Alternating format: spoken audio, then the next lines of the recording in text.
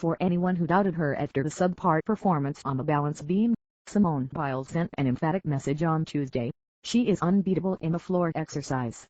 Biles bounced back from a bronze medal performance on the beam to dominate the floor, completing her Rio Olympics with 4 gold medals and a bronze.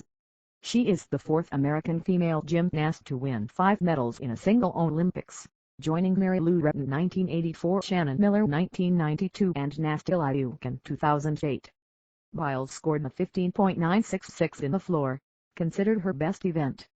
Her signature floor move is the Biles, the double layout with a half twist and a blind landing. She performed the move nearly perfectly, ending it with a stag leap, which she had left out of her performance in the team event but added back for the individual all-around. Her score dwarfed those of her competitors. Her teammate Ollie Raisman won the silver medal with a routine slightly less difficult than Biles's, sticking every landing on every tumbling pass. The bronze medal went to Amy Tinkler of Britain, the first female gymnast from that country to compete in a floor final. Raisman earned her 6th Olympic medal and her 3rd at these games. She won the team gold and the silver in the individual all-around, behind Biles, who also won the vault. Tuesday's victory put Biles in an exclusive sorority. Just 3 female gymnasts before her, Ekaterina Sabo of Romania 1984, Durica Slavska of Czechoslovakia 1968 and Larisa Lavynina of the Soviet Union 1956 have also won 4 gold medals in one Olympics. Also Tuesday, the American Dana Leyva won the silver medal in the parallel bars and in the horizontal bar. Leyva, 24, was a bronze medalist in the all-around at the 2012 London Games, but was not initially selected for the U.S. team.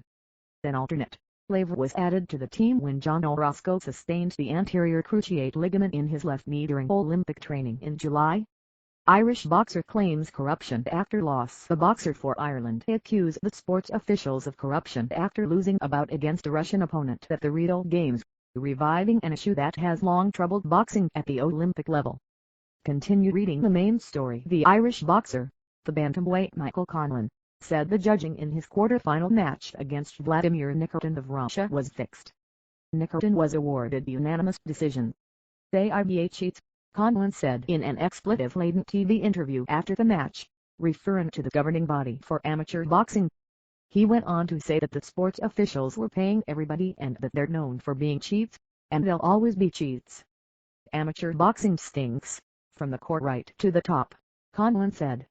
Soccer, here's a tip for teams having to play the Swedish women, don't let it go to a shootout. Pia Sundhage's team eliminated the United States in penalty kicks in the quarterfinals and now they have sent the host nation, Brazil, packing in the same fashion. The Swedes won, 4-3, in penalties after playing to a 0-0 draw. Today's big events track and field, the American Eric Kynard, the silver medalist in London in 2012, qualified for the final in the men's high jump but will have a difficult time reaching the podium against the likes of Derek Drouin, a Canadian, and the defending world champion, Bohdan Bondarenko of Ukraine, and Mutat Esabarshan from Qatar. In the women's 1,500 meters, the Americans Jenny Simpson and Shannon Roberry have outside shots at medals but will be hard-pressed to bump African runners off the podium. Omar McLeod of Jamaica was the favorite for the men's 110-meter hurdles, but the Americans could flood the field with Devin Hallen, who plays wide receive for the University of Oregon, Ronnie Esch, and Jeff Porter. Volleyball, indoor at the Maracanazi home, the Kharkiv-coached Americans face Japan in a quarterfinal. And over at the beach, the Americans Kerry Walsh Jennings and April Ross take on a Brazilian team, and the rabid crowd that goes with that, in the semifinal. Basketball, the United States women continue their march toward gold with a quarterfinal game against Japan. Weightlifting, it's super heavyweight day, the biggest men, lifting the most weight and letting out the loudest screams. It's a spectacle.